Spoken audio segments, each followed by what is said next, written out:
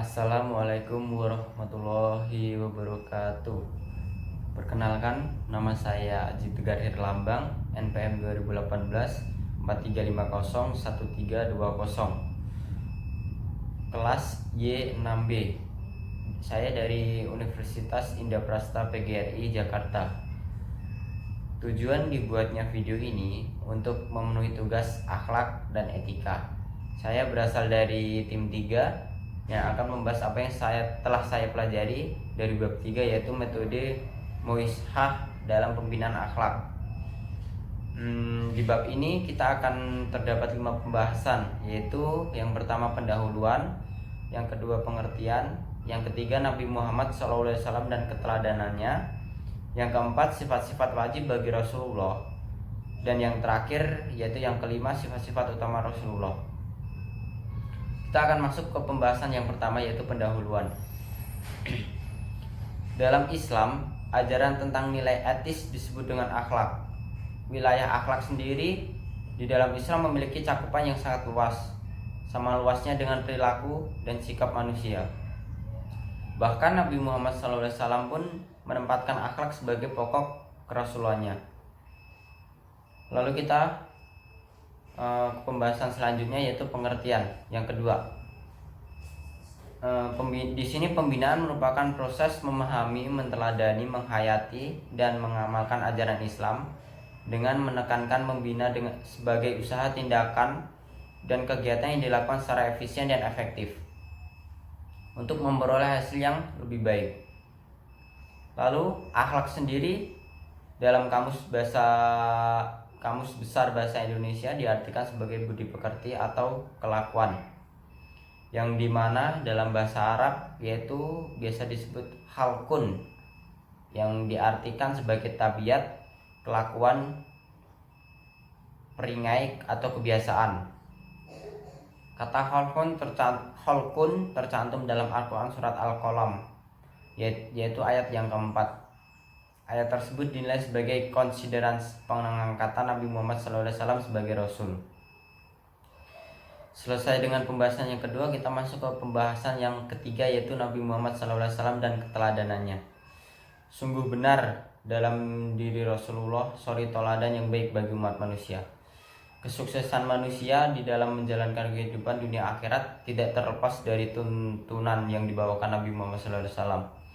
Dari bangun tidur hingga menjalankan aktivitas, lalu hingga sampai tertidur kembali, manusia tidak akan terlepas dari aturan-aturan yang ada. Dan tentunya sumber dasar dari aturan-aturan tersebut adalah kalamullah atau biasa disebut sunnah Rasulnya.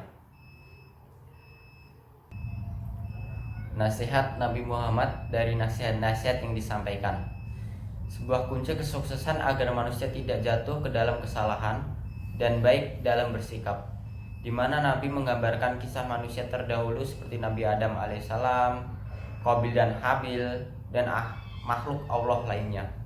Seperti dikisahkan dalam hadis Nabi, yaitu jauhilah olehmu sifat sombong, sebab karena terdorong oleh rasa sombong inilah maka iblis tidak mau sujud kepada Adam. Dan jauhilah sifat rakus, sebab karena rakuslah sehingga Adam mau memakan buah pohon terlarang. Dan jauhilah sifat dengki, sebab kedua anak Adam itu seorang di antara mereka membunuh saudaranya karena terdorong oleh rasa dengki. Semua sifat yang tersebut adalah biang dari segala perbuatan dosa. Hadis riwayat Ibnu As-Sakir dari Ibnu Mas'ud. Lalu sifat takabur atau sombong, tamak atau rakus, dan dengki merupakan pokok pangkal segala perbuatan dosa. Semua perbuatan dosa itu bersumber dari salah satu di antara ketiga sifat itu, seperti digambarkan oleh Allah dalam firman-Nya dalam surat Al-Baqarah ayat 34. Dan ingatlah ketika kami berfirman kepada para malaikat, sujudlah kamu Adam, maka mereka pun sujud kecuali iblis yang menolak dan menyombongkan diri, dan ia termasuk golongan yang kafir. Sifat sombong atau takabur yang ada pada iblis menjadi indikator penolakan iblis atas perintah Allah untuk sujud kepada Adam. Hal ini tergambar dalam Al-Quran. Alasannya penolakan iblis untuk sujud adalah firman Allah dalam surat Al-A'raf ayat 12, yang di situ yang isinya adalah Allah berfirman, "Apakah yang menghalangimu untuk bersujud kepada Adam di waktu aku menyuruhmu?" Menjawab iblis, "Saya lebih baik daripadanya. Engkau ciptakan saya dari api, sedangkan dia engkau ciptakan dari tanah." Yaitu yang terdapat dalam Quran surat Al-A'raf ayat 12. Di situ sangatlah terlihat jelas dari ayat di atas, iblis tidak mau bersujud kepada manusia karena dia merasa lebih tinggi derajatnya oleh manusia, karena ia terbuat dari api sedangkan manusia hanya terbuat dari tanah. Sebenarnya sih di situ hanyalah sebuah perumpamaan. Pada intinya, iblis merasa lebih baik daripada manusia. Lalu berikutnya Allah menghukum iblis atas kesombongannya. Begitulah perumpamaan manusia yang mendapatkan sifat sombongnya sehingga tertutup baginya nilai-nilai kebenaran. Demikian juga dengan sifat tamak atau rakus yang ada pada manusia, akan menjadikan salah satu sebab kerusakan, kehancuran bagi diri manusia sendiri. Rakus dan tamak akan tahta dan jabatan, harta dan hiasannya, sehingga ia mau melakukan atau memakan apa yang bukan miliknya. Seperti contohnya yaitu mencuri, menipu, korupsi, kolusi, nepotisme, dan masih banyak lainnya. Sebagai contoh, saya ambil sampel yaitu seorang koruptor yang melakukan tindakan korupsi dan akhirnya dia masuk ke dalam jeruji besi. Oleh karenanya perlu diperhatikan kisah yang Allah firmankan dalam Al-Quran seperti kisah Nabi Adam alaihissalam yang terperdaya oleh tipu daya iblis sehingga Adam melanggar perintah Allah dengan memakan yang bukan haknya, yaitu pohon larangan atau buah larangan atau biasa disebut buah kuldi. Di sini terdapat dalam Quran surat Al-Baqarah ayat 35 yaitu yang isinya, "Dan kami berfirman, hai Adam, diamlah oleh kamu dan istrimu surga ini dan makanlah makanan-makanannya yang banyak lagi banyak di mana saja yang kamu sukai, dan janganlah kamu dekati pohon ini yang menyebabkan kamu termasuk orang-orang yang zalim." Begitu pula sifat dengki atau iri pun akan membawanya kita kepada keburukan dan kehancuran. Betapa orang yang memiliki sifat dengki terhadap kesuksesan, keberhasilan, prestasi serta harta kekayaan orang lain itu tidaklah mendapatkan kesenangan atau ketenangan dalam hidupnya. Bahkan mungkin ia bisa melakukan hal yang diharamkan oleh syariat. Itu sangatlah perbuatan yang tercela. Di sini dijelaskan dalam Quran surat Al-Maidah ayat 27 yang isinya, "Ceritakanlah kepada mereka kisah kedua putra Adam dan Habil dan Qabil menurut yang sebenarnya. Ketika keduanya mempersembahkan korban, maka diterima dari salah seorang dari mereka berdua, Habil, dan tidak diterima dari yang lainnya, Qabil. Ia berkata, Qabil, aku pasti membunuhmu. Berkata Habil, sesungguhnya orang yang diterima di sisi Allah itu adalah orang yang bertakwa. Itu terdapat dalam Quran surat Al-Maidah ayat 27. Di situ sangatlah jelas bahwa terdapat sifat iri dan dengki di antara keduanya. Karena korban dari Qabil tidak diterima oleh Allah Subhanahu wa taala. Keteladanan sifat-sifat Rasulullah yang penuh dengan keutamaan menjadi kunci keberhasilan umat manusia dalam menjalankan kehidupan dunia akhirat.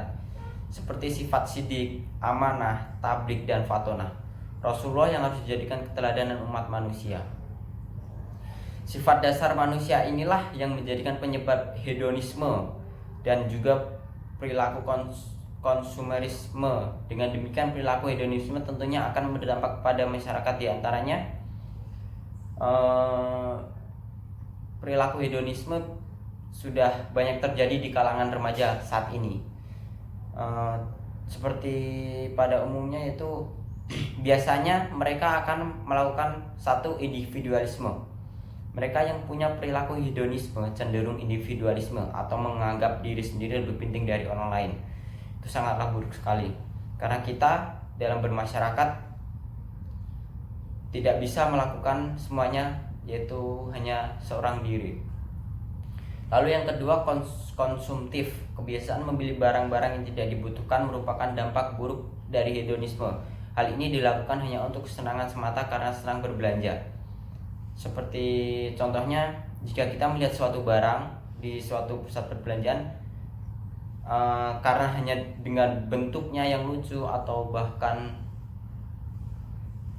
bermerek kita membeli barang tersebut.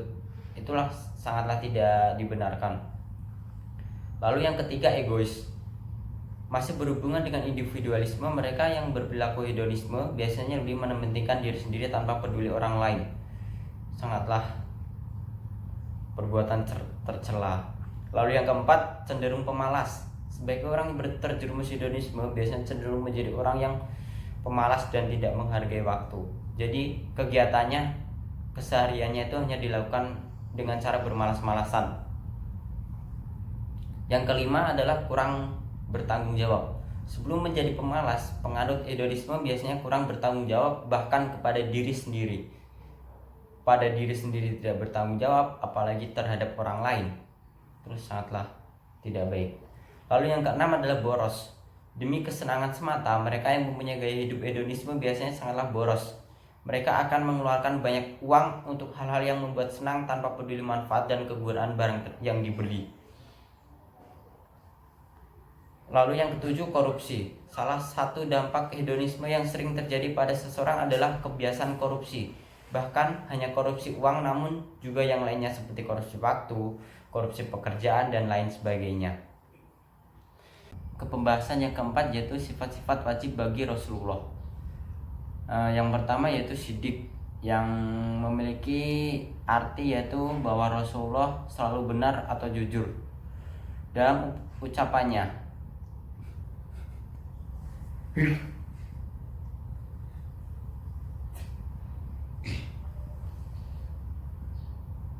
Lalu yang keempat, pembahasan tentang sifat-sifat wajib bagi Rasulullah. Yaitu yang pertama adalah sidik, yang memiliki arti bahwa Rasulullah itu selalu benar dan jujur. Yang kedua adalah amanah, yaitu yang artinya menjaga titipan dan menjaga kewajiban umat Islam. Lalu yang ketiga adalah tablik. Tablik itu artinya adalah menyampaikan. Dan selanjutnya adalah fatona. Fatona yang berarti cerdas, bahwa Rasulullah itu memiliki sifat cerdas. Lalu kita masuk ke pembahasan yang terakhir, yaitu sifat-sifat utama Rasulullah. Di sini yang pertama adalah ikhlas. Mukhlis adalah sebutan bagi umat manusia yang ikhlas hatinya. Jadi kalau mungkin teman-teman mempunyai teman yang bernama Mukhlis tetapi dia tidak ikhlas, berarti ganti saja namanya. Lalu yang kedua adalah sabar. Di sini sabar dalam bahasa Arab biasa disebut sabar, yang sudah lama termasuk dalam pemberdarahan bahasa Indonesia. Arti sabar dalam bahasa Indonesia ialah tabah dan tangguh dalam menghadapi segala sesuatu. Imam Al-Ghazali mengatakan sabar ialah suatu kondisi mental yang terjadi karena dorongan ajaran agama dalam mengendalikan nafsu. Lalu pembahasan yang ketiga atau yang terakhir yaitu qanaah. Qanaah artinya rela menerima dan merasa cukup dengan apa yang telah dimilikinya, serta menjauhkan diri dari sifat tidak puas dan merasa kurang yang berlebihan. Mungkin itu saja teman-teman hasil dari apa yang telah saya pelajari. Jika terdapat banyak kesalahan, mohon maaf karena kesempurnaan hanyalah milik Allah semata. Waalaikumsalam warahmatullahi wabarakatuh. Matur nuwun.